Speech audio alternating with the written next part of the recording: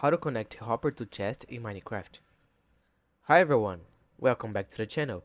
In this quick tutorial, you're going to learn how to connect a hopper to a chest in Minecraft. This is super useful if you want to automate item collection or create a simple item sorting system. Let's get started. Step-by-step tutorial. First, place a chest wherever you want your items to end up. This will be the storage where the hopper sends everything. Next, grab your hopper. Now, here's the key part. Make sure to crouch, that's the shift key on PC, and while crouching, right click the side or top of the chest with your hopper. You will notice the hopper connects to the chest with a little nozzle pointing into it. That means it's working.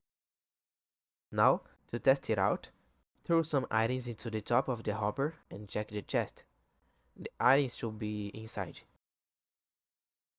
You can also connect multiple hoppers together, or set one above another to create a chain that moves items automatically. Just remember, if your hopper isn't working, check if it's being powered by redstone. Hoppers start working when they get a redstone signal. Extra tips. Tip 1.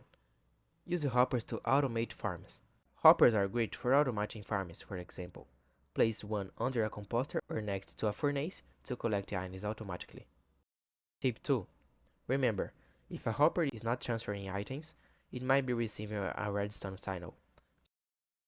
That locks the hopper and stops it from working. And that's it. That was the full tutorial on how to connect a hopper to a chest in Minecraft.